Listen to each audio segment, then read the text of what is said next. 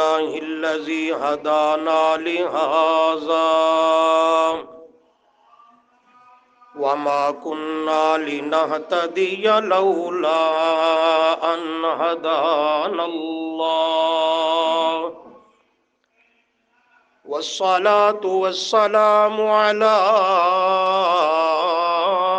من لا نبي بعده ولا رسول بعده ولا معصوم بعده ولا رسالة بعد رسالته ولا نبوة بعد ختم نبوة والصلاة والسلام على عباده الذين اصطفى خصوصا على سيد الرسل وخاتم الأنبياء وعلى آله وأصحابه الذين قاطعوا الكفر والشرك والبدع. أما بعد فأعوذ بالله من الشيطان الرجيم. بسم الله الرحمن الرحيم. إن هذا القرآن يهدي للتي هي أقوم. سبحان ربك رب العزة عما يصفون وسلام على المرسلين والحمد لله رب العالمین. آواز کھلواؤ، جتنی کھل دی اس کھلواؤ.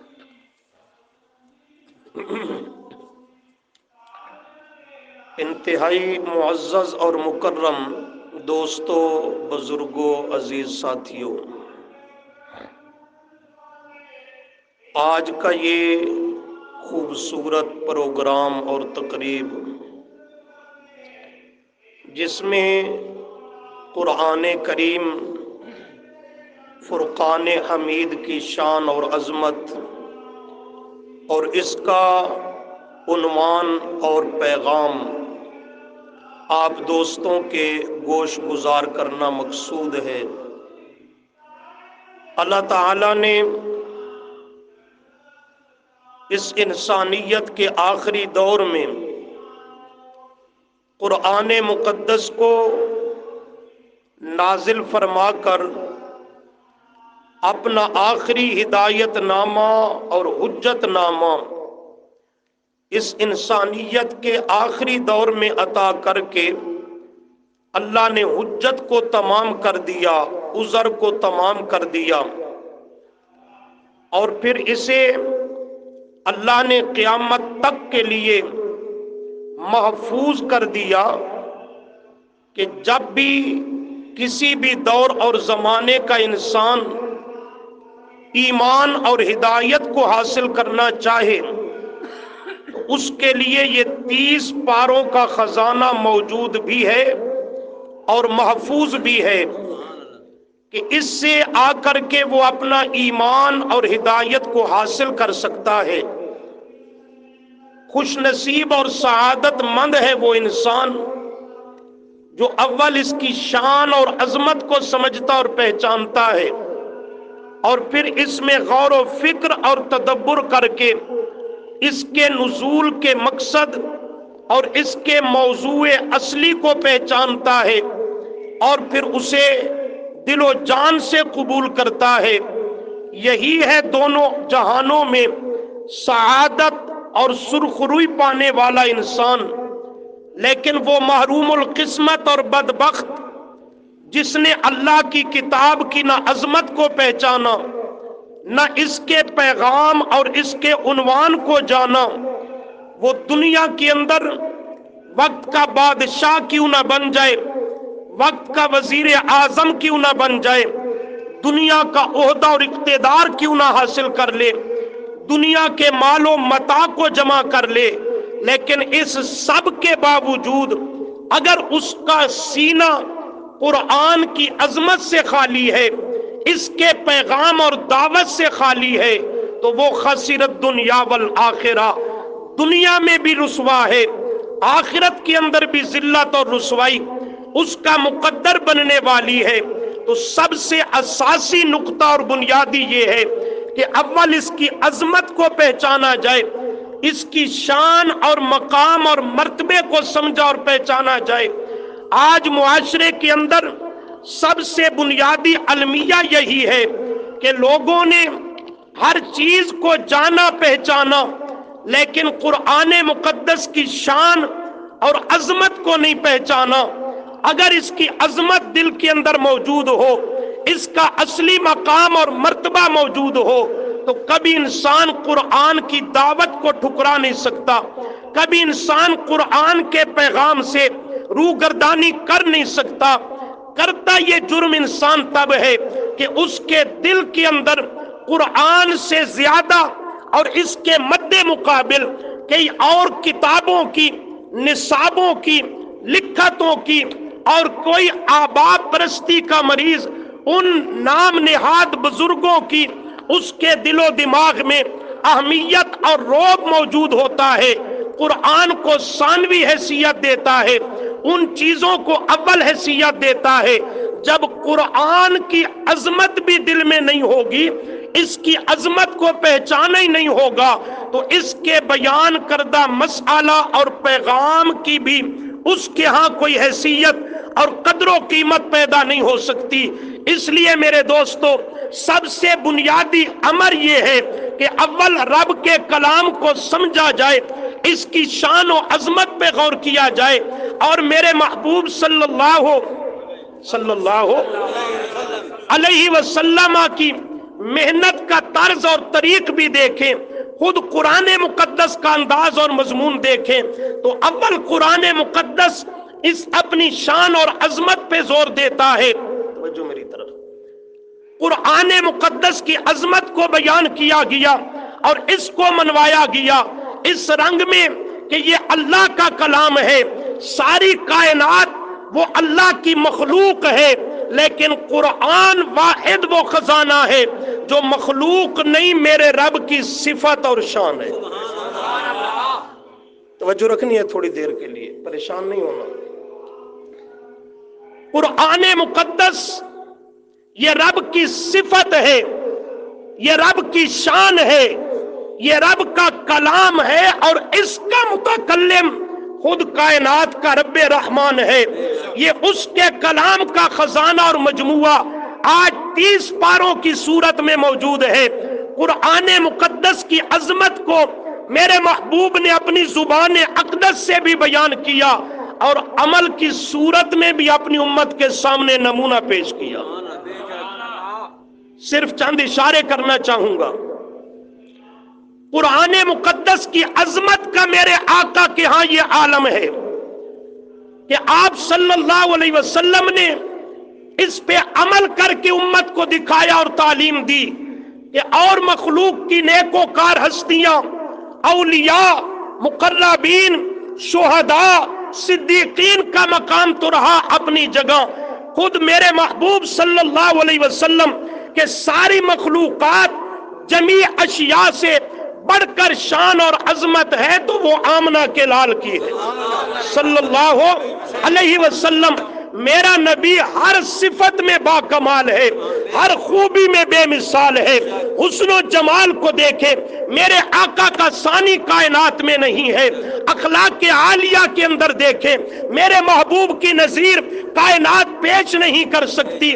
آپ صلی اللہ علیہ وسلم کی ایک ایک صفت، ایک ایک خوبی، ایک ایک کمال کو دیکھتے چلے جائیں، کائنات کو اکٹھا کریں، میرے آقا کی کسی صفت اور شان کا مقابلہ کرنا تو دور کی بات ہے، اس کی مثال اور نظیر نہیں پیش کی جا سکتی، لیکن اس کے باوجود میرا آقا بھی، میرا محبوب صلی اللہ علیہ وسلم بھی وہ مخلوق ہے، لیکن قرآن اس سے بھی برتر ہے کہ یہ مخلوق نہیں، یہ رب کی صفت اور کلام ہے۔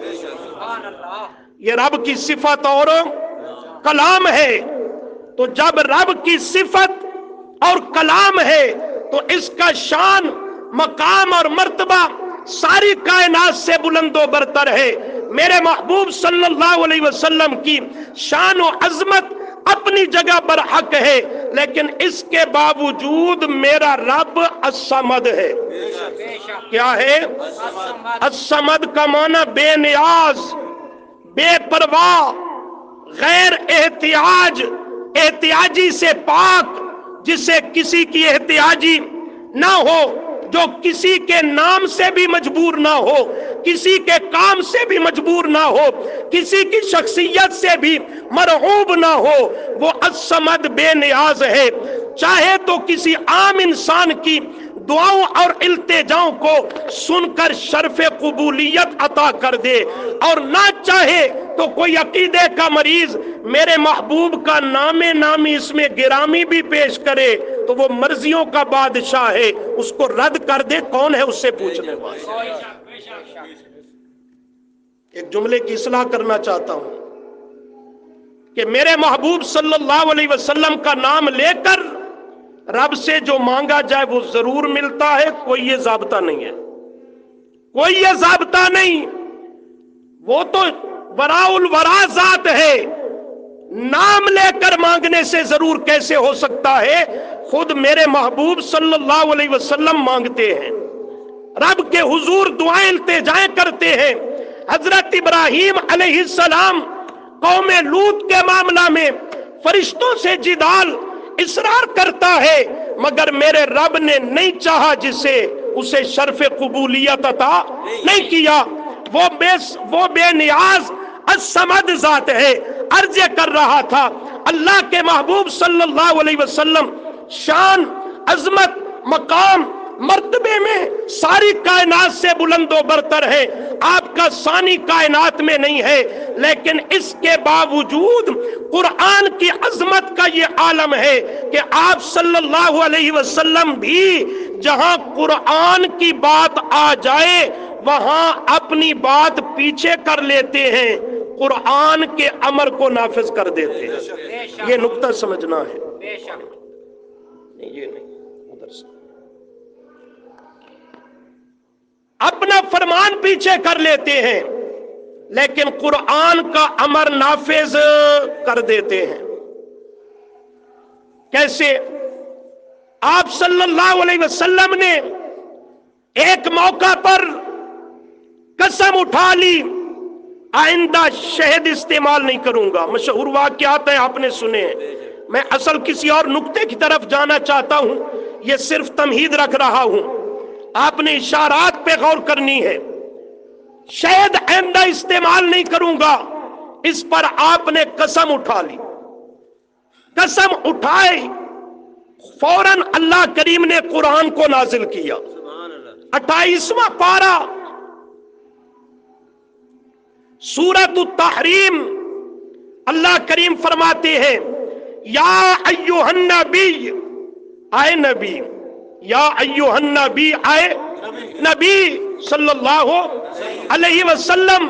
نبی کا کیا معنی؟ لفظ نبی نبوتن سے ہے۔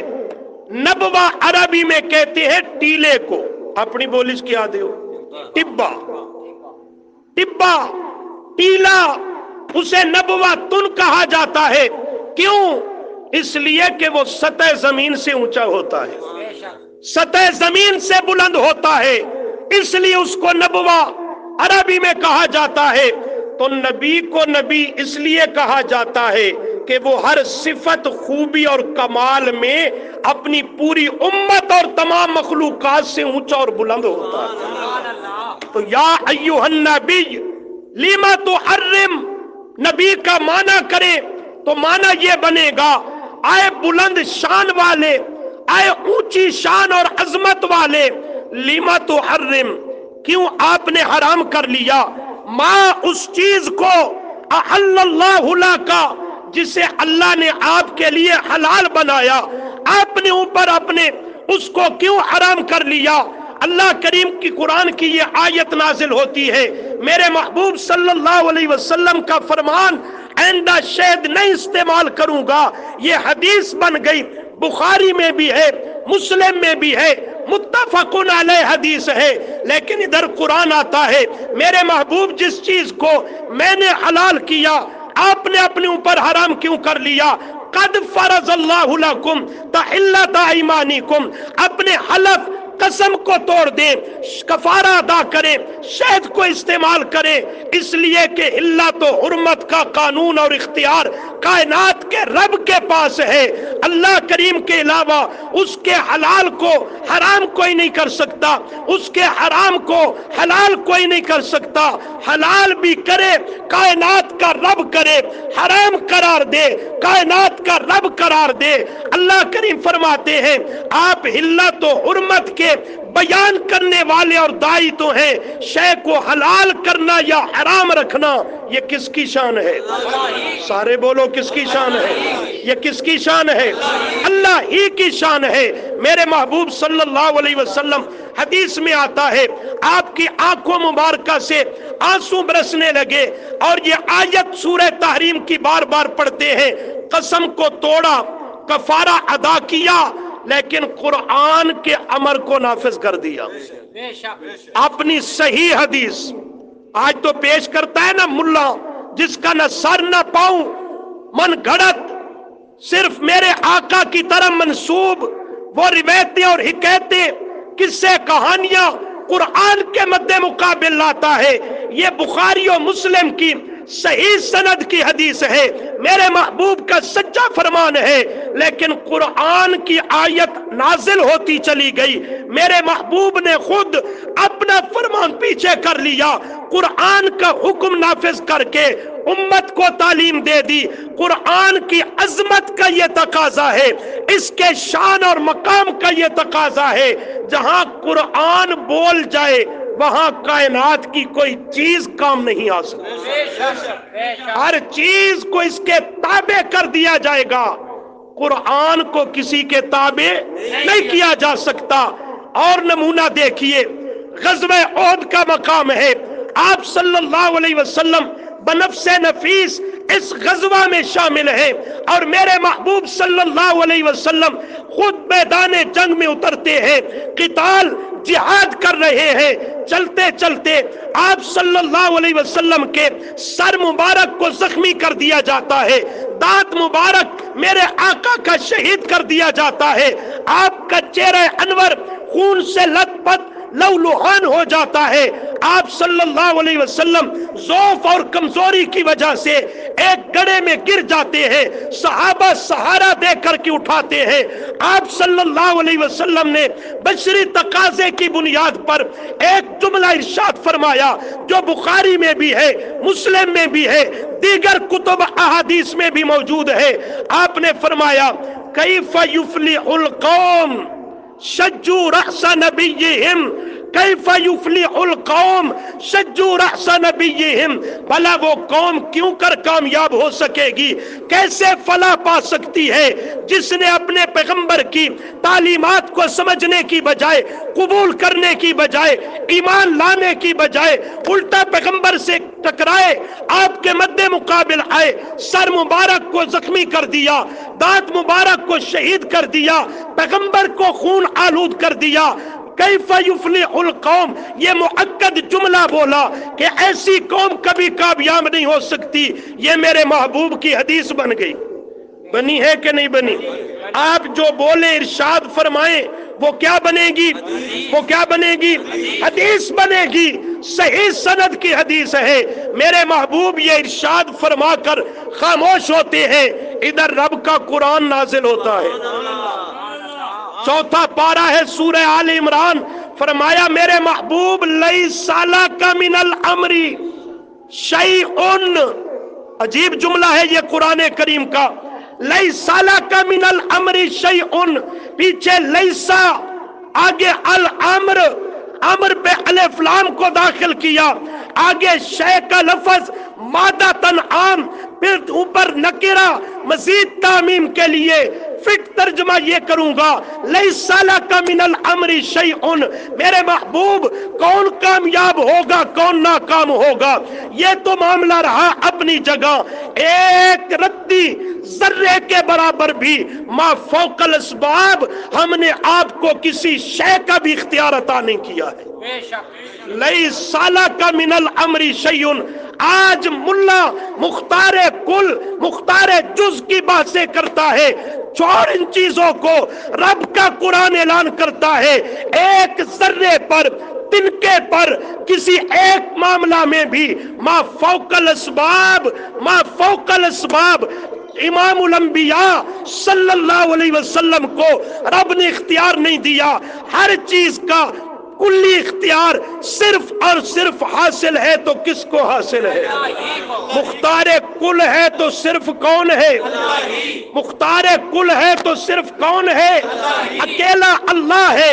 لیس لک من الامر شیء، اور آگے جملہ فرمایا میرے محبوب صلی اللہ علیہ وسلم آپ یہ فرما رہے ہیں یہ قوم کبھی کامیاب نہیں ہو سکے گی، کیا معلوم کل کو انہی لوگوں کو میں رب توبہ کی توفیق دے کر کے آپ کے قدموں میں لا کر کے ایمان اور ہدایت کی دولت عطا کر دوں یا انہیں عذاب میں مبتلا کروں گمراہی پہ رکھ کر، یہ تو میرے علم میں ہے، میرے اختیار میں ہے۔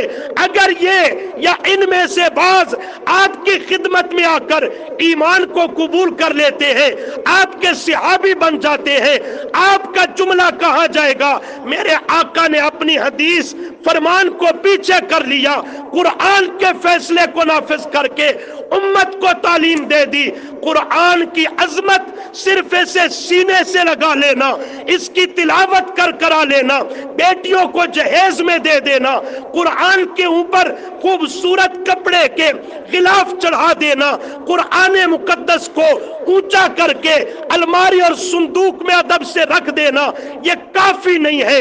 قرآن کی اصل عظمت کی روح وہ یہ ہے جہاں قرآن کا مسئلہ آ جائے کائنات کے ملا رہے اپنی جگہ پہ، وہاں تو کائنات کے نبی کی بات بھی قرآن کے تابع ہو کر کے چلے گی، قرآن کو چھوڑنے کی گنجائش آج یہ عظمت نہ نام نہاد صوفی نے سمجھی ہے، نہ اس ملا نے سمجھی ہے، نہ اس نام نہاد باعث اور دائی نے سمجھی ہے، اصل یہ قرآن کی عظمت ہے جسے میرے محبوب نے امت کو سمجھایا صلی اللہ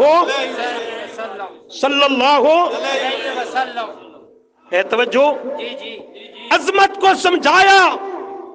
اسی غزوہ احد کے موقع پر ایک اور مقام پہ غور کیجئے، آپ صلی اللہ علیہ وسلم کا چچا سید الشہداء سیدنا امیر حمزہ رضی اللہ تعالی عنہ کو شہید کر دیا گیا۔ شہادت کے بعد بھی کافروں کا غصہ ٹھنڈا نہ ہوا، انہوں نے حضرت امیر حمزہ رضی اللہ تعالی عنہ کی لاش کا مسئلہ کر دیا، شکل اور حلیہ بدلنے کی کوشش کی۔ اللہ کے محبوب صلی اللہ علیہ وسلم نے جا کر کے دیکھا، اپنے چچا کے وجود مقدس کو پہچاننے سے قاصر آنے لگے، حتیٰ کہ جب جا کر کے غور کیا اس میں توجہ فرمائی، آپ نے اس کی حالت کو دیکھا تو آپ صلی اللہ علیہ وسلم کو بشری تقاضے کی بنیاد پر ان کے اس ظلم کو نہ برداشت کرتے ہوئے میرے محبوب نے فرمایا، یہ بھی بخاری و مسلم کی حدیث ہے، لَإِنْ أَنَا حُيِّيتُ لَأَقْتُلَنَّ بِهِ 70 مِنْ صنادید قریش، اگر میرے رب نے مجھے زندگی عطا کی، مہلت بخشی، موقع دیا تو میں اپنے ایک چچا کا بدلہ لینے کے لیے، انتقام لینے کے لیے ان کافر قریشیوں کے 70 سردار چن چن کے ماروں گا، تب میرے ایک چچا کا بدلہ اور انتقام پورا ہوگا۔ ایک کے بدلے کتنے لوں گا؟ حدیث بنی کہ نہیں بنی؟ ایک کے بدلے 70 لوں گا۔ ادھر میرے محبوب کا یہ فرمان ہے، عالی شان ہے، حدیث مبارکہ ہے، ادھر قرآن آتا ہے، ادھر قرآن آتا ہے، 14ویں پارے کا آخر ہے، سورہ نحل کا آخر ہے۔ اللہ کریم نے فرمایا، ان عاقبتم فعاقبو بمثل ما عوقبتم بھی، میرے محبوب صلی اللہ علیہ وسلم ان عاقبتم حکم نہیں دیا، اجازت اور رخصت دی ہے، ان عاقبتم اگر آپ انتقام بدلہ لینا بھی چاہیں تو ایک کے بدلے 70 کیا، ایک کے بدلے 2 بھی نہیں لے سکتے، بمثل ما عوقبتم بھی، ایک کے بدلے صرف ایک لینے کی، قصاص میں قتل کرنے کی اجازت ہے، ایک سے زائد نہیں، اور وَإِن صَبَرْتُمْ اگر وہ ایک بھی نہ لے، صبر کر جائے، صبر کا دامن تھام لے، فَهُوَ خَيْرُ اللَّهِ، میرے محبوب صلی اللہ علیہ وسلم یہ آپ کے لیے اور بہتر ہوگا۔ آپ صلی اللہ علیہ وسلم اپنے فرمان کو پیچھے کر لیتے ہیں، ٹھیک ہے میرے اللہ تیرے قرآن کا فیصلہ ہے وہی نافذ ہو کر رہے گا، ایک کے بدلے فقط ایک لوں گا، ایک کے بدلے صرف واقعات کی طرف دھیان ہے، یہ قرآن کی عظمت بھی سمجھ آ رہی ہے۔ آج معاشرے میں کیا معاملہ ہے، یہاں قرآن کا مسئلہ پیش کرو، کوئی کسی کتابڑی کو بغل میں لے کے کھڑا ہے، کوئی کسی روایت حکایت کا سہارا لے کر قرآن کے مقابلے میں آتا ہے، کوئی کسی بابے اور صوفی کو اٹھا کر قرآن کے مد مقابل لاتا ہے۔ میرا دوست یہ ساری کائنات اور اس کے بزرگ اولیاء، اس کی کتابیں، یہ سب کائنات کو جمع کر لے، میرے آقا کے قدموں کی خاک اور دھول کا بھی مقابلہ نہیں ہو سکتا۔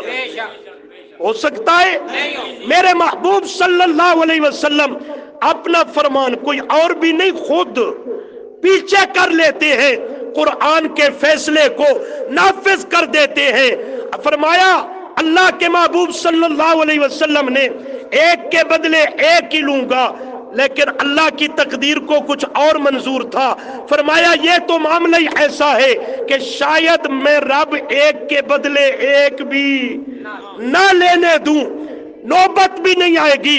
ایسا ہی ہوا، کچھ دیر اور عرصہ کے بعد یہ آپ صلی اللہ علیہ وسلم کے چچا حضرت امیر حمزہ رضی اللہ عنہ کا قاتل شہید کرنے والا وہ واشی آتا ہے مدینہ منورہ کے اندر، اپنی حالت کو بدل کر اور اپنا حلیہ بدل کر خستہ شکستہ حالت میں آ کر ایک ایک صحابی کے پیچھے بھاگتا ہے، میں نے بہت بڑا جرم کیا ہے، میرے دل میں اس کی ندامت صدق دل سے آ چکی ہے، توبہ تائب ہونا چاہتا ہوں اور رجوع کرنا چاہتا ہوں، اسلام کی حقانیت، میرے محبوب صلی اللہ علیہ وسلم کی صداقتیں میرے دل پہ اتر چکی ہے، لہذا میں جرم بڑا کر کے آیا ہوں، اس پہ نادم اور شرمسار ہوں۔ میرے محبوب صلی اللہ علیہ وسلم کو جا کر اطلاع دی گئی، اللہ کے محبوب صلی اللہ علیہ وسلم کو حضرت امیر حمزہ رضی اللہ عنہ کا وہ واقعہ یاد ہونے لگا،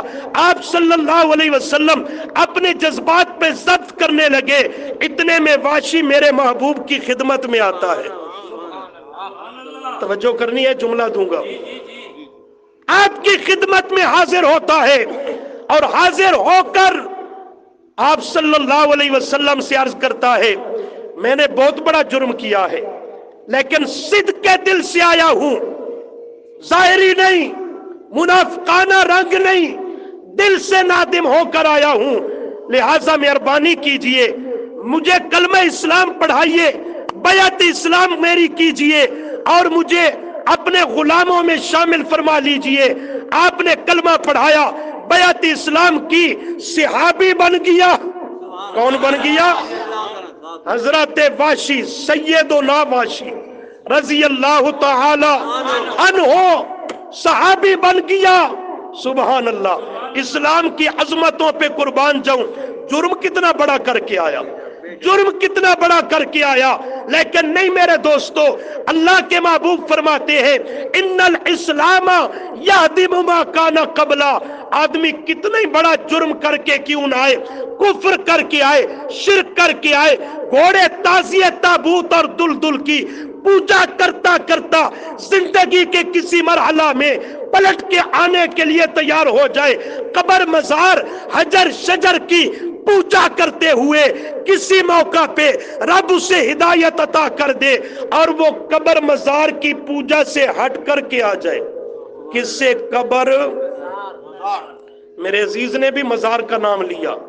یہ مزار نہ تصور میں لے آنا، یہ شرک کے اڈے ہیں، یہ شرک کے مراکز ہیں، وہ صرف لفظی تعبیر ہے. میرے محبوب صلی اللہ علیہ وسلم کے روضہ اقدس کے ساتھ تو عرض یہ کر رہا ہوں، اگر زندگی کے کسی لمحہ میں پلٹ کے آ جاتا ہے تو کفر جیسا جرم معمولی جرم ہے، آج تو قوم اسے ہضم کر لیتی ہے. شرک جیسا جرم، بدعت جیسا جرم، قتل جیسا جرم بھی کر کے کیوں نہ آئے. آپ نے فرما دیا ان الاسلام، سب بند کرو نہیں تو میں جمع کر لے سکتا.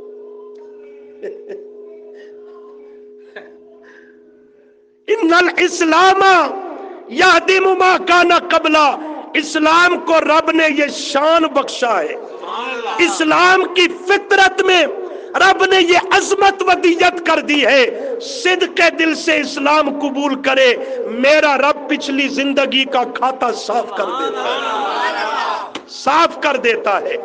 جرم بھاری کر کے آیا لیکن اللہ کے محبوب کے ہاتھ پہ آ کر بیعت کرتا ہے، صحابی بن جاتا ہے. آپ صلی اللہ علیہ وسلم فرماتے ہیں، جامع ترمذی پڑھنے لگا ہوں، صحیح سند کی حدیث ہے، آپ نے فرمایا واشی تیرا آنا قبول، اسلام لانا قبول، صحابی بن جانا قبول، سابقہ غلطیوں کا معاف ہو جانا یہ بھی رب کے ہاں منظور ہو چکا ہے، تیرے جرائم کو معاف کر دیا. لیکن ایک بات تیرے سے کہتا ہوں. بات کیا ہے؟ آپ نے فرمایا ان استطاعت، اگر ہو سکے، اگر کر سکے تو تغیب عنی، مجھ سے ذرا غیب ہو کر چھپ کر بیٹھا کر. اس جملے کو سمجھے. تغیب عنی ان استطاعت، اگر ہو سکے اس کی کوشش کر، میری محفل میں آیا کر. یہ نہیں کہ میری مجلس میں نہ، میری صحبت میں آیا کر، لیکن آنے کے باوجود تغیب عنی، میرے سے کیا ہو کے بیٹھا کر؟ غیب ہو کر کے بیٹھا کر. لفظ بولو، غیب ہو کر کے بیٹھا کر. کیا مانا؟ دائیں بائیں ہو کر، پیچھے ہو کر. صحابہ کی مجلس ہے، کسی کے پیچھے چھپ کر بیٹھا کر کہ تجھے دیکھوں گا، مجھے وہ چچا کی حالت یاد آئے گی، شاید میں ضبط نہ کر سکوں. میری مجلس میں آیا کر، تعلیمات کو سنا کر، سب کچھ کی اجازت ہے، لیکن مجلس میں آنے کے باوجود مجھ سے غیب ہو کر کے بیٹھا کر. کیا سمجھے ہو؟ یہ کہتا ہے نبی ہوتا وہی ہے جسے سب کچھ کا پتہ ہو. یہ کفر نہیں ہے تو کائنات میں اور کوئی کفر نہیں ہے. مجلس میں آنے کے باوجود مجھ سے غائب ہو کر کے بیٹھا کر. آپ کا یہ فرمان اس بات کا پتہ دیتا ہے کہ علم الغیب یہ خاصہ خداوندی ہے. میرے رب کے علاوہ کوئی کائنات کی ہستی، جن ہو یا فرشتہ ہو، زندہ ہو یا مردہ ہو، کوئی پیر ہو یا بزرگ ہو، کوئی ولی ہو، حضرت علی ہو، کوئی نبی ہو یا سید الانبیاء صلی اللہ علیہ وسلم ہی کیوں نہ ہو، وہ عالم الغیب، عالم الغیب، عالم الغیب ہونا صرف کس کی شان ہے؟ صرف کس کی شان ہے؟ اللہ ہی کی شان ہے. میرے محبوب کے قدموں میں آ گیا حضرت واشی رضی اللہ تعالی عنہ. ایک کے بدلے قصاصاً میرے رب نے ایک بھی قتل ہونے نہیں دیا. میرے محبوب فرماتے تھے ایک کے بدلے قتل کروں گا 70. قرآن کا فیصلہ نافذ ہو کر کے رہا، حدیث پاک کو پیچھے قرآن کے تابع کر دیا گیا. یہ میرے محبوب نے اپنے عمل کے ساتھ، اپنے قول کے ساتھ، اپنے معاملے کے ساتھ قرآن کی عظمت کو سمجھایا. قرآن کا مسئلہ جہاں آ جائے اس کے سامنے سر جھکا دو، اس کے مقابل کوئی کائنات کی چیز کو پیش کرے اسے اس کے ताबे कर दो, मुताबिक बना दो, हो जाए फाबिहा, ना हो उसे छोड़ा जा सकता है, पर कुरान को कहीं मोड़ा जा सकता नहीं। उसे सरे से छोड़ा जा सकता है, इसको खाली मोड़ा भी नहीं जा सकता। इसमें कोई रद्दो बदल, इसमें तावील, चूंके चुनाचे ये करने की इजाजत नहीं है। कुर्बान जाऊं, मेरे आका की तालीमात कैसी पाकीज़ा है। आपने यही मिजाज बनाया असहाबे पैगंबर का, यही कुरान की अजमत का दर्स दिया अपने यारों को। सही बुखारी को देखिए, हजरत फारूक आजम रजी अल्लाह ताला अन्हु के मुतालिक एक जुमला सुनाना चाहता हूं। इसी को सामने रखकर सहाबा का मिजाज देखिए, उस पे तदब्बर कीजिए।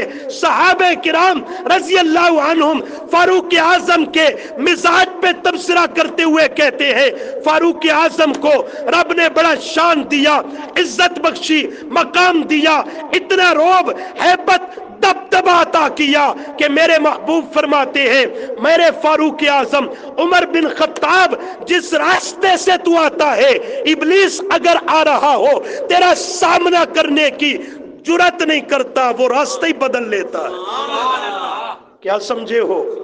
इब्लीस फारूक आजम का सामना करने की जुरत नहीं करता। थक गए हो? फारूक आजम का सामना करने की इब्लीस जुरत नहीं करता। मैंने कहा मेरे महबूब तेरी सदाकतों पे कुर्बान जाऊं सल्लल्लाहु अलैहि वसल्लम। वाकई मेरे आका ने सच फरमाया, फारूक आजम तो खुद बहुत ऊंचा मकाम रखता है, अल्लाह ने मेरे फारूक आजम रजी अल्लाह अन्हु के नाम में वो जलाल, रोब, दबदबा रखा है कि आज 15 सदियां गुजर जाने के बाद भी कोई इब्लीस की जुर्रियत फारूक आजम के नाम का भी सामना नहीं कर सकती। आप नहीं पहुंचे बात पे।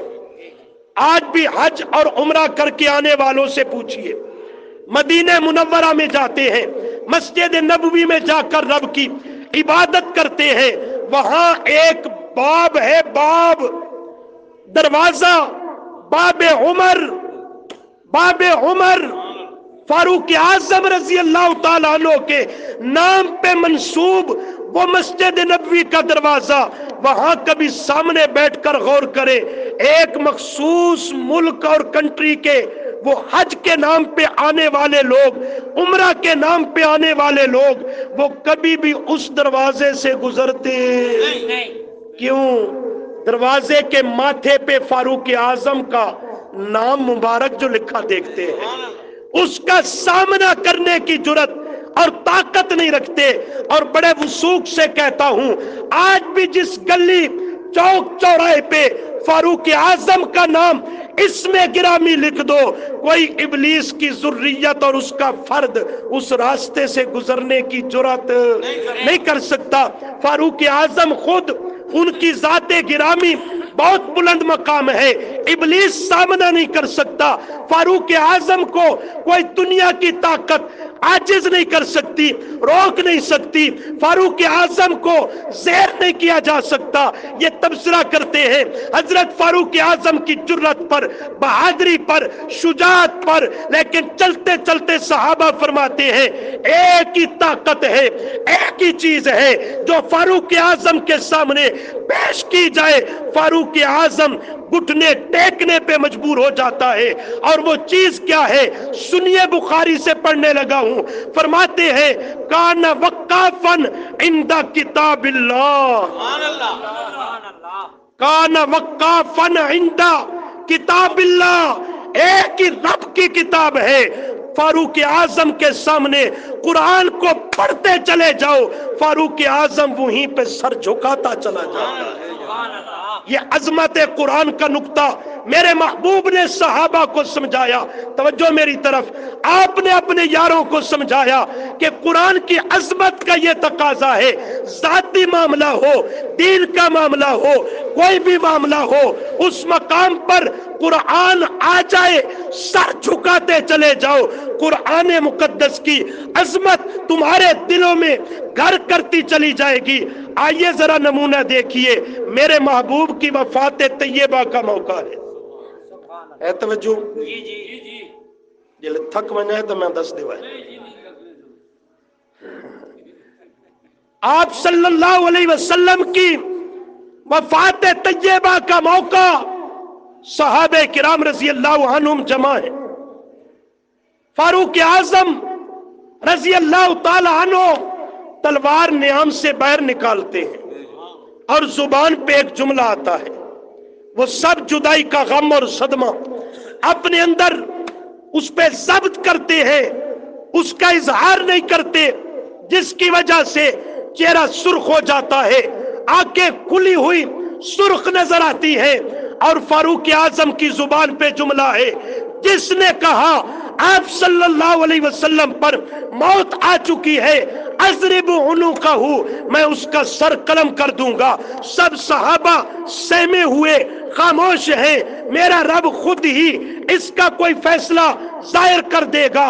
इतने में आता है हजरत सिद्दीक़ अकबर रजी अल्लाह ताला अन्हो, और अल्लाह जानता है रब की रहमत का बादल बन के आता है कि सारे मसाइल का हल फारूक आजम, दीगर सहाबा, हजरत सिद्दीक़ अकबर रजी अल्लाह ताला अन्हु के आने पर मेरा रब राह कुशादा कर देता है।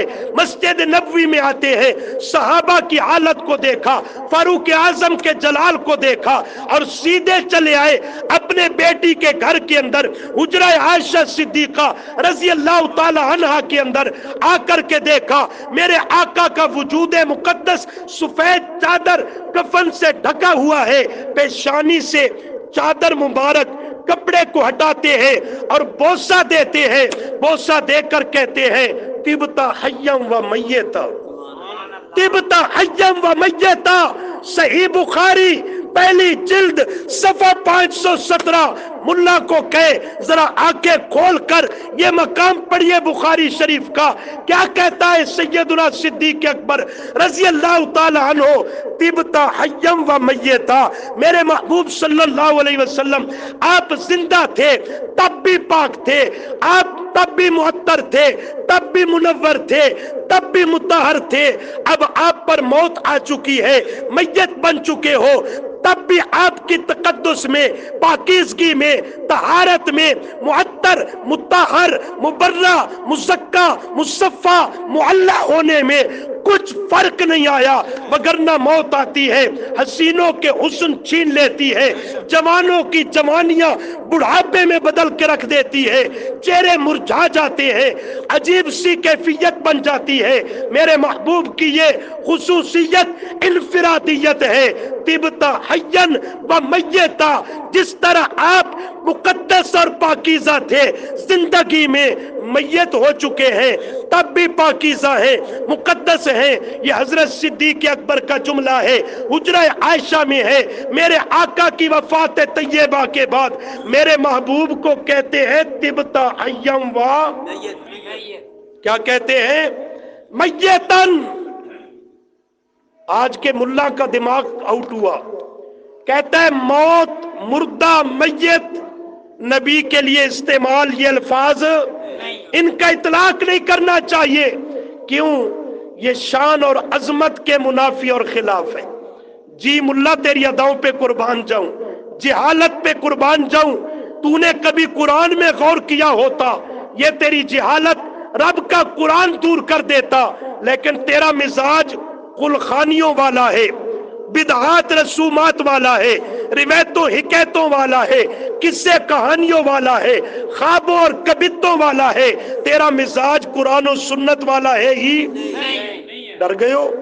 कुरान और सुन्नत वाला है ही नहीं। वगरना पहले पारा में देख, रब का कुरान कहता है अम कुंतुम शुहदा इज हज़रा याकूब अल मौत, याकूब अल मौत। याकूब पैगंबर है, उसके लिए लफ्ज मौत कुरान जिक्र करता है। तीसरे पारा में हजरत उज़ैर अलैहिस्सलाम रब का पैगंबर है, कुरान कहता है औ कल्लज़ी मर्रा अला क़रियतिन वहिय खावियतुन अला उरूशिहा क़ाला अन्ना युहयी हाज़िहिल्लाहु बाद मौतिहा फ़अमातहुल्लाह मिअत आम। हजरत उज़ैर को मौत दी, 100 साल तक उसे मुर्दा मैयत रखा। सुम्मा बासहु, 100 साल के बाद रब ने अपनी कुदरत से उन्हें जिंदा कर दिया। हजरत उज़ैर पैगंबर है। अमातहुल्लाह, लफ्ज मौत कुरान उसके लिए जिक्र करता है। सूरह मरियम में हजरत यहया के लिए कुरान लफ्ज मौत जिक्र करता है। वसलामुन अलैहि यौम वुलिदा व यौम यमूतु व यौम युबासु हय्या। आगे चल के देख, हजरत ईसा के लिए लफ्ज मौत कुरान इस्तेमाल करता है। वस्सलामु अलैया यौम वुलिदतु व यौम अमूतु व यौम उबासु हय्या। 22वें पारा में सूरह सबा के अंदर हजरत सुलेमान का तज़किरा है। एक आयत में एक दफा नहीं, 2 मर्तबा कुरान लफ्ज मौत जिक्र करता है। फलम्मा कज़ैना अलैहिल मौता मा दल्लहुम अला मौतिही, 2 मर्तबा जिक्र करता है। 24वें पारा में सूरह हामीम अल मोमिन हजरत यूसुफ के लिए कुरान इससे बढ़कर ताबीर के लिहाज से लफ्ज जिक्र करता है। वाला कद जाअकुम यूसुफ मिन क़ब्लु बिल बय्यिनात फमा ज़िलतुम फी शक्किम मिम्मा जाअकुम बिही हत्ता इज़ा हालाका। हजरत यूसुफ के लिए हालाका का माना माता कुरान जिक्र करता है। कौन कौन सा मकाम किस किस पैगंबर के लिए पेश करूं? 19वें पारा में सूरत शुआरा है। हजरत इब्राहिम जद्दुल अंबिया पैगंबर है, रब का खलील पैगंबर है। कुरान लफ्ज मौत जिक्र करता है। अल्लाह का पैगंबर हजरत इब्राहिम जिक्र करता है। अल्लाज़ी युहयी व युहयीनी व युमीतुनी सुम्मा युहयीन युमीतुनी। पैगंबर इब्राहिम के लिए लफ्ज मौत आता है। और सबसे बढ़कर कुरान मेरे आका के लिए लफ्ज मौत को भी जिक्र करता है, ममात को भी जिक्र करता है, मैयत को भी जिक्र करता है। आइए कुरान को देखिए। कुरान करीम सूरह बनी इसराइल बोलती है, अल्लाह फरमाते हैं ज़ैफ़ल हयाती व ज़ैफ़ल ममात। पैगंबर के लिए सूरह नाम के आखिर पे कुल इन्ना सलाती व नुसुकी व महयाया व ममाती। पैगंबर करीम के लिए सूरह अंबिया 17वां पारा अल्लाह फरमाते हैं वमा जअलना लिबशरिन मिन क़ब्लिकल खुल्दा अफ़ा इम मित्ता, मेरे आका के लिए। और 23वें पारे का आखिर इन्नका मय्यतुन व इन्नहुम मय्यतून, मेरे आका के लिए।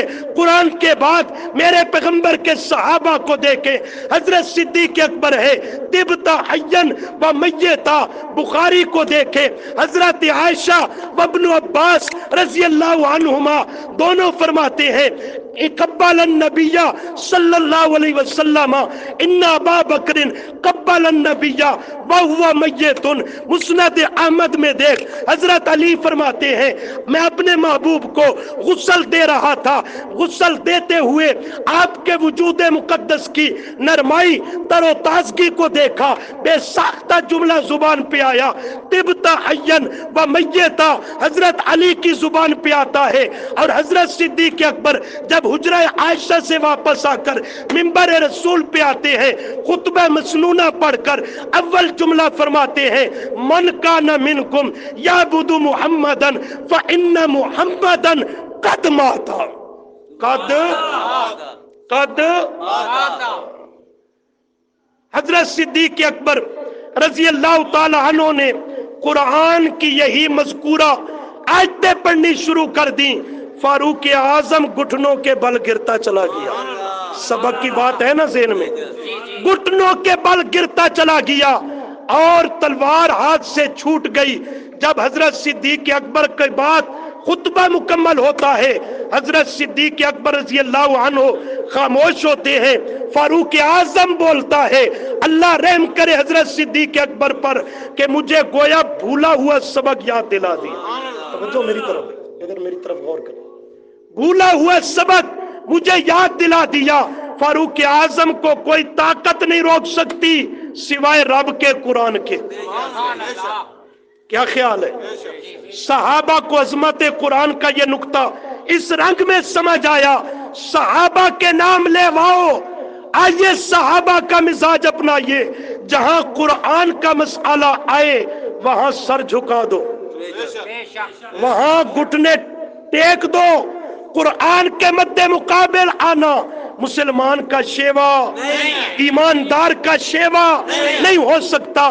قرآن مسئلہ جو بھی پیش کر دے، تفصیل میں نہیں جانا چاہتا، اس کے سامنے سر جھکا دینا یہ اصل قرآن کی عظمت ہے.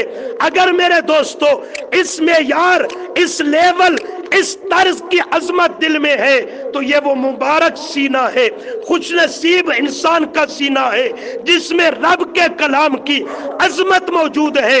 اگر اس انداز سے اللہ کے قرآن کی عظمت سینے میں موجود نہیں تو پھر ایسے سینے میں کبھی ایمان داخل ہو سکتا نہیں. ایمان داخل ہو سکتا بے شک. کلمہ پڑھ، ایک بار نہیں 1000 بار پڑھ. عبداللہ بن ابی نے کوئی کم کلمہ نہیں پڑھا تھا، وہ رئیس المنافقین مدینے کا. کلمہ تو وہ بھی پڑھتا تھا، اسلام ایمان کا نام لیتا تھا، قرآن کرتا تھا. آپ صلی اللہ علیہ وسلم کا امتی بھی بظاہر کہلواتا تھا، لیکن نہ قرآن کی عظمت کو مانا نہ اس کے پیغام کو مانا. کلمہ پڑھا، کچھ کام آیا؟ نہیں آیا. قرآن کی عظمت جب اس انداز کے ساتھ دل میں ہوگی، اب فضائل قرآن کی احادیث کو لا، یہ سب تیرے حق میں چلیں گی. میرے محبوب صلی اللہ علیہ وسلم نے فرمایا من قرأ حرفا بکتاب اللہ، جو آدمی ایک حرف قرآن مقدس کا تلاوت کرتا ہے فَلَهُ بِهِ حَسَنَةٌ، اسے رب ایسی نیکی عطا کرتا ہے کہ جو 10 نیکیوں کے برابر کر کے لکھی جاتی ہے. یہ فضائل تیرے حق میں چلیں گے جب قرآن کی عظمت اس انداز کے ساتھ دل میں ہوگی. یہ سب آداب فضائل چلتے چلے جائیں گے، لیکن اگر اس لحاظ کی اور طرز کی عظمت قرآن کی نہیں ہے، کبھی کسی کتاب کو اس پہ غالب کرتا ہے، کبھی کسی اور نصاب کو قرآن پہ فائق مانتا ہے، تو پھر میرے محبوب کا فرمان بھی ذرا سن. ہے توجہ؟ بس بات کو سمیٹنے لگا ہوں، آپ نے تھکنا نہیں ہے. سبحان اللہ. آپ نے جہاں فضائل کا باب ذکر کیا وہاں قوم کی تربیت کا بھی لحاظ رکھا کہ میرے فضائل سے تربیت نہیں ہوتی، بعضوں کی تو اور طبیعت بگڑ جاتی ہے. ساتھ تربیت کو بھی ملحوظ خاطر رکھا اور کیا فرمایا رب تال للقرآن والقرآن یلعنہ. رب تال للقرآن والقرآن یلعنہ. یہ حدیث بہت کم سننے کو آپ کو ملی ہوگی، ایسے ہی ہے نا. رب تال فرمایا 1 2 4 نہیں، کثیر تعداد ہے لوگوں کی، بکثرت ایسے لوگ ہیں تال للقرآن جو قرآن کی تلاوت کرتے ہیں جھوم جھوم کر، کبھی ختموں میں، قرآن خوانیوں میں، شبینوں میں، مرنوں پرنوں پر، خوشی غمی کے موقعوں پر، اور کئی میت کے سرہانے بیٹھ کر. انہیں تو بھولے رہے ہو نا؟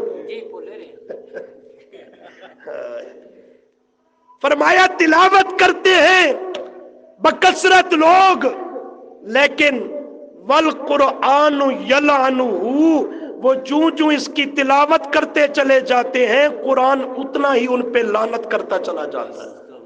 یہ بات میری نہیں میرے دوستو، حدیث کا ذمہ دار ہوں. رب تال للقرآن والقرآن یلعنہ، یہ جوں قرآن کی تلاوت کرتے ہیں تو قرآن ان پہ لعنت کرتا ہے کہ تیرا منہ ہی نہیں کہ میں قرآن کی تو تلاوت کرے اور پڑھے، میری طرف تو اپنا رخ کرے. والقرآن یلعنہ، اس کی محدثین نے بہت توجیحات کو ذکر کیا. لمبی چوڑی محدثین شارحین نے ابحاث کو ذکر کیا، لیکن مکدی چکدی گل، خلاصے تے نتیجے دی گل، کون وہ محروم القسمت ہے؟ پڑھتا قرآن ہے بجائے رحمت کے ملتی لعنت ہے۔ محدثین فرماتے ہیں یہ وہی بد قسمت انسان ہے جو قرآن پڑھتا تو ہے لیکن اس کی عظمت اس کے سینے میں موجود نہیں ہے۔ یہ وہی انسان ہے، کیسے عظمت موجود نہیں؟ ادھر قرآن پڑھتا ہے، ادھر جب مسئلہ ماننے کی بات آتی ہے، عمل کرنے کی بات آتی ہے تو پھر قرآن کو پس پشت ڈال دیتا ہے۔ پھر بابا تے دادا، فلاں کتابڑی تے فلاں فتویٰ، فلاں صوفی تے فلاں بے زرگ قرآن کی تلاوت تو کرتا ہے لیکن قرآن کی عظمت اس پر ایمان لانے کے اعتبار سے، عمل کرنے کے لحاظ سے اس کے اندر موجود نہیں ہے۔ قرآن ایسے پر لعنت کرتا ہے، تجھے شرم نہیں آتی میری تلاوت کرتا ہے، مسئلہ ماننے کی بات آئے مجھ سے روگردانی کرتا ہے، عمل کرنے کی باری آئے میری تعلیمات کو پس پشت ڈال دیتا ہے، تو ہوتا کون ہے میری تلاوت کرنے والا؟ یہ جو تلاوت کرتا ہے قرآن اس پہ لعنت کرتا ہے، رب کا غضب نازل ہوتا ہے۔ کیوں؟ اس کے سینے میں قرآن کی عظمت موجود ہی نہیں۔ یہ قرآن پڑھتا ہے اپنی روٹیاں بنانے کے لیے، اپنی دہاڑیاں لان واسطے، یہ نوٹ ووٹ کے چکر میں پارٹی گروہ جتھا بنانے کے لیے قوم کو قرآن کا نام لے کر دھوکہ دیتا ہے۔ حقیقت سے اس کا کوئی واسطہ اور تعلق رب کی کتاب سے نہیں ہوا کرتا۔ یہی وہ انسان ہے بشکل انسان جو حیوانوں سے بدتر ہے کہ فرمایا والقرآن یلعنہ، قرآن اس پہ لعنت کرتا ہے۔ اس لیے میرے دوستو یہ رمضان المبارک کا مقدس معظم مہینہ کہ جس کی راتوں کو رب نے قرآن سے مزین کیا، اس کے دنوں کو رب نے صیام روزے سے زینت بخشی۔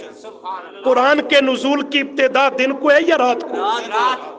غور کرو تو بات سمجھ آئے گی۔ اس کے نزول کی ابتدا دن کو نہیں رکھی، کس وقت رکھی ہے؟ انا انزلناہ فی لیلۃ مبارکۃ، سورہ دخان اور آخری پارہ میں سورۃ القدر، انا انزلناہ فی لیلۃ، یہ تو یاد ہے نا، فی لیلۃ القدر، لیکن لیلہ النہار نہیں فرمایا۔ قرآن کے نزول کی ابتدا دن میں نہیں، کس میں رکھی؟ کبھی اس نقطے پہ بھی غور کیا؟ دن کو کیوں نہیں نازل فرمایا، رات کو کیوں؟ مفسرین نے یہ نقطہ ذکر کیا ہے اور بڑا محظوظ کرنے والا نقطہ ہے۔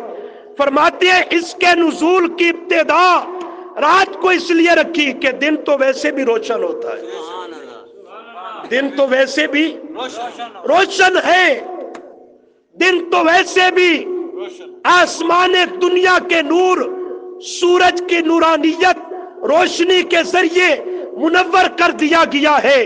قرآن کو رب نے نور فرمایا، انزلنا الیکم نورا مبینا، یہ نور بن کے اترا، رات کو اترا۔ کیوں؟ فرمایا دن تو ویسے بھی روشن اور منور ہے، رات کو نازل کر کے کائنات کو یہ پتہ دے دیا کہ اب کائنات سے اندھیرا، تاریکی، ظلمت، خواب و کفر کی صورت میں ہو، شرک کی صورت میں ہو، بدعات کی صورت میں ہو، جہالت کی صورت میں ہو، اکابر پرستی کی صورت میں ہو، گھوڑے تازیہ تابوت کی پرستش کی صورت میں ہو، کسی قبر حجر کی پوجا اور پرستش کی صورت میں ہو، ہر قسم کا ظاہری ظلمت اور تاریکی ہو یا باطنی ظلمت اور تاریکی ہو، اس کے دور کرنے کے لیے میں رب عرشوں سے نور نازل کر رہا ہوں، عرشوں سے نور نازل کر رہا ہوں۔ اس کے ساتھ جڑتے جاؤ گے تمہارے ظاہری اندھیرے بھی دور کرتا جائے گا اور دلوں کی تاریک اور اندھیری کوٹھڑیوں کو بھی روشن کرتا چلا جائے گا، ظاہری آنکھیں بھی دے گا اور دل کی بینائی بھی عطا کرے گا۔ دل کا بینا کر دے گا۔ اصل اندھا وہ ہے جو دل کا اندھا ہے، اصل اندھا وہ ہے جسے ظاہری آنکھوں کی بینائی نہیں ملی، وہ حقیقتاً اندھا نہیں ہے، اس لیے کہ اسے اس کا ثمرہ قیامت کے دن بہت بڑھ کر ملنے والا ہے۔ اصل اندھا اور نابینا وہ ہے دنیا و آخرت میں، من کانا فی ہذہ اعمی فہو فی الآخرۃ اعمی۔ اصل اندھا وہ ہے جو دنیا میں قرآن سے اندھا بن جاتا ہے، جو قرآن سے دنیا میں اندھا بن جاتا ہے وہ دنیا کا بھی حقیقی اندھا ہے، قیامت کے دن بھی اندھا ہے۔ جو اس سے جڑ جاتا ہے رب اسے دل کی بینائی عطا کرتا ہے، اور دل کی بینائی کی دوسری تعبیر حدیث کے مطابق ہے حکمت۔ توجہ ہے آپ کی؟ دل کی بینائی اس کی تعبیر میرے محبوب صلی اللہ علیہ وسلم کے فرمان کے مطابق ہے حکمت۔ اور حکمت یہ دنیا کے حکیموں والی نہیں، حکمت کا معنی ہے دین کا فہم صحیح، دین کا فہم، دین کی صحیح سمجھ۔ کیا معنی؟ کہ وہ انسان کسی مکتب اور مدرسے میں پڑھا ہوا نہیں ہوگا، کسی معلم اور مدرس کے سامنے اس نے زانوے تلمذ شاگردی کو اختیار نہیں کیا ہوگا، لیکن اللہ کریم کا یہ اس پہ خاص فضل ہوتا ہے۔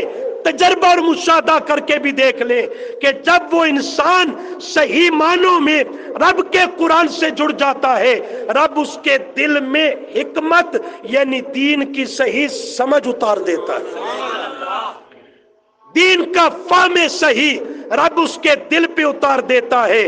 اور جب یہ دل بینا حکمت سے پر ہو جاتا ہے، دین کا فہم آ جاتا ہے، تو پھر دل کے بینا کو حق و باطل نظر آنے لگتا ہے، اسے خوشبو اور بدبو میں فرق نظر آنے لگتا ہے، حلال و حرام کو پہچاننے لگتا ہے، اپنے بگانے میں تمیز کرنے لگتا ہے۔ وہ سب کو ایک نگاہ سے دیکھنے کا عادی نہیں ہوا کرتا، وہ یہ فرق، امتیاز، پہچان، پرکھ اپنے دل میں رکھتا ہے۔ اور یہی سب سے بڑے اہل باطل کے لیے خطرے کی گھنٹی ہوتی ہے۔ کس کے لیے؟ اہل باطل کے لیے خطرے کی گھنٹی ہوتی ہے۔ یہی تو وجہ ہے یہ پیران سو، علماء سو، وہ قوم کو اور لوگوں کو مختلف ہتھ کنڈے اختیار کر کے قرآن کے قریب نہیں آنے دیتے۔ کیوں؟ اس کے قریب جائیں گے دل کی آنکھیں لگ جائیں گی، پھر ساڑھے کم دے نہیں رہنے، پھر ہمارے کھاتے کے نہیں رہیں گے، نذرانے بند، شرینیاں بند ہیں، یہ تعویذوں کی دکانیں بند، یہ کل تیجے چوتھے 40ویں یہ بند، یہ لیٹر باکس کہاں سے بھریں گے، اس کا کیا بنے گا؟ یہ قرآن کے قریب تب پبلک کو نہیں آنے دیتا کہ اس سے دور رہے گا، اندھا اور نابینا بن کے رہے گا، پھر جیسے جی میں آئی سے نچواتا رہوں گا، اس سے کام لیتا رہوں گا۔ اس لیے میرا دوست اس نقطے پہ غور کرنے کی ضرورت ہے۔ قرآن کے نزول کی ابتدا رات میں رکھی ہے تاکہ یہ تجھے سمجھ آئے کہ ظاہر باطن کے اندھیرے چھٹیں گے، دور ہوں گے قرآن کی نور کے ذریعے، اس کی تعلیمات کے ذریعے۔ اور اللہ نے اس کے نزول کی ابتدا رات میں رکھی، امت کے اندر اسی چیز کا لحاظ رکھا گیا۔ قرآن کا شغل سننے سنانے والا نماز تراویح کی صورت میں یہ بھی رات کو رکھا گیا، دن کو نہیں رکھا گیا کہ زور کے ٹائم نماز تراویح پڑھ لو، نہیں حکم دیا۔ عصر کے ٹائم پڑھ لو، نہیں، رات کو عمل رکھا۔ کیوں؟ اس نزول کی ابتدا کی اس لحاظ کے اوپر رات کو اس کے قیام اور اہتمام، سننے سنانے کا حکم اور پیغام دیا۔ تو اللہ کریم نے اس ماہ مقدس کی راتوں کو قرآن سے زینت بخشی ہے اور اس کے دنوں کو روزے سے زینت بخشی ہے۔ روزہ ہماری زبان کا لفظ ہے، عربی میں اسے کہتے ہیں الصیام۔ کیا کہتے ہیں؟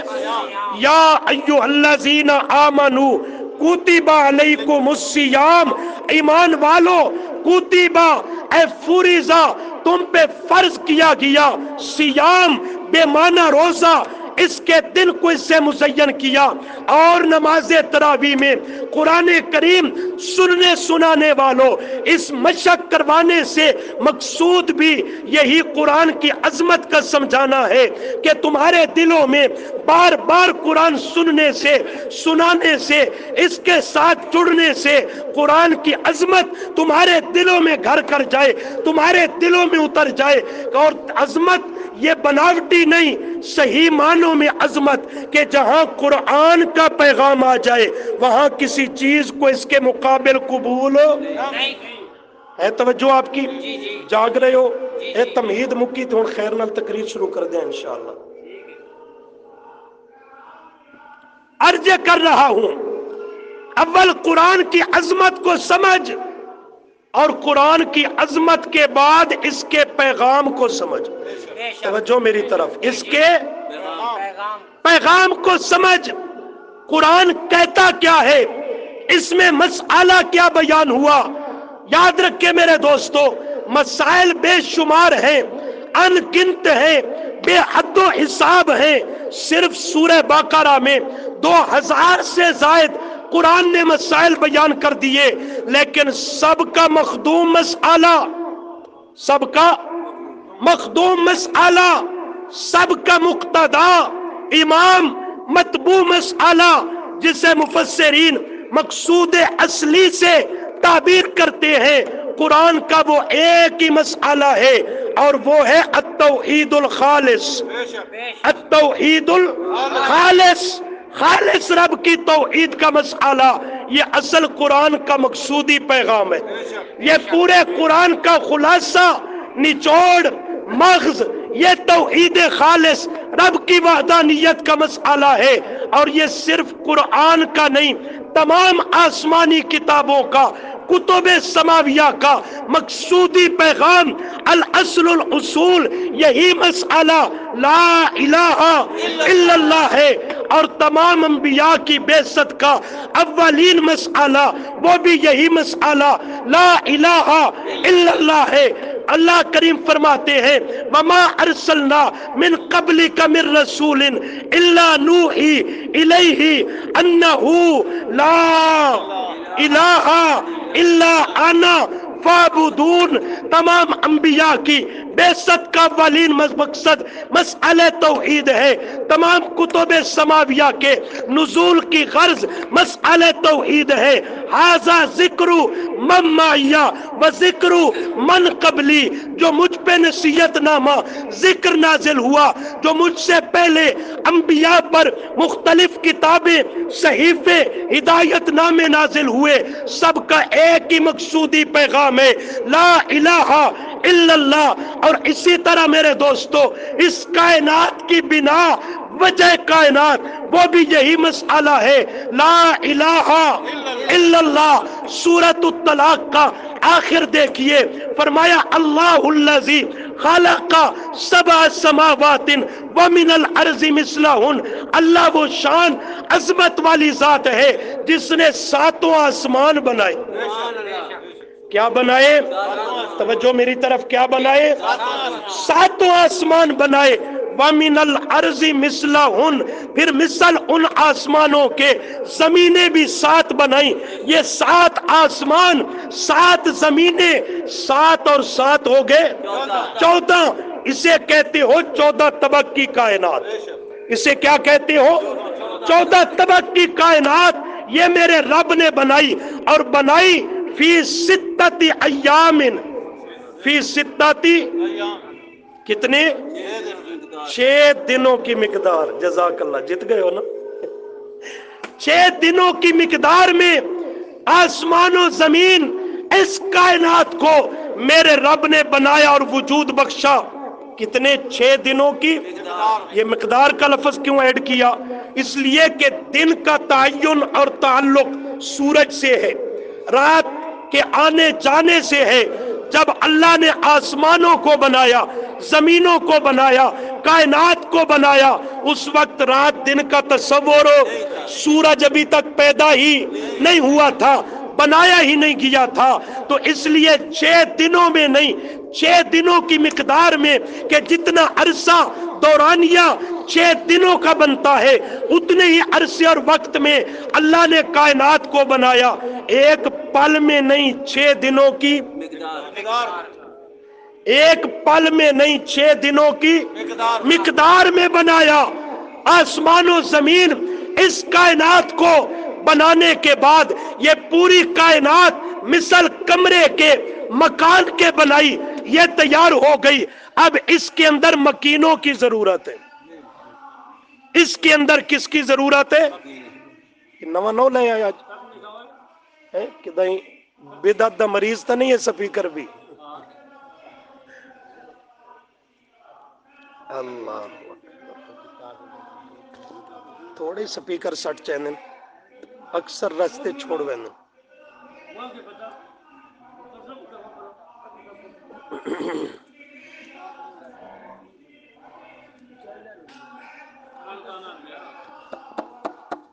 اچھا چلو چھوڑ دو، کوئی بات نہیں، بس آخری جملہ سنیے، بات کو کلوز کر دو۔ توجہ میری طرف، شکیل واپس آ جاؤ، بیٹھو، صرف آخری جملہ سنیے۔ میرا ذہن تھا کہ آج سحری اکٹھی کریں گے، لیکن تسا نہیں، تھوڑا سپیکر تھک گیا، ٹھیک ہے نا؟ وگرنہ میرا مزاج تھا کہ آج انشاءاللہ سحری تک چلتے جائیں گے، لیکن سنو میرے دوستو، فرمایا 7 آسمان 7 زمینوں کو رب نے بنایا، وجود بخشا، یہ مکان تیار ہو گیا۔ اب اس میں مکین کی ضرورت تھی کہ بغیر مکینوں کے مکان اچھے نہیں لگا کرتے، ویران اور اجڑے ہوئے نظر آتے ہیں۔ مکینوں کو، مخلوقات کو بنایا، بسایا، اس کا نظام چلایا۔ اللہ کریم فرماتے ہیں یَتَنَزَّلُ الْأَمْرُ بَيْنَهُنَّ لِتَعْلَمُوا أَنَّ اللَّهَ عَلَى كُلِّ شَيْءٍ قَدِيرٌ وَأَنَّ اللَّهَ قَدْ أَحَاطَ بِكُلِّ شَيْءٍ عِلْمًا۔ تو سب توجہ میرے والے پاس سے، یَتَنَزَّلُ الْأَمْرُ بَيْنَهُنَّ، اللہ کریم فرماتے ہیں ہم نے اپنی قدرت کا کرنٹ چھوڑا، اپنا امر جاری کیا اس کائنات کے اندر۔ یہ پوری کائنات مثل مشینری کے تھی، اس کے اندر اپنی قدرت کا کرنٹ چھوڑا تو اس کی ہر چیز وہ اپنے اپنے کام میں متحرک ہو گئی، وہ چل پڑی اور کام کرنے لگی۔ سوال یہ ہے کہ یا اللہ اس کائنات کو بنایا کیوں؟ بنائے کائنات، وجہ کائنات کیا ہے؟ اللہ نے فرمایا لِتَعْلَمُوا، تاکہ تم جان لو، معلوم کر لو۔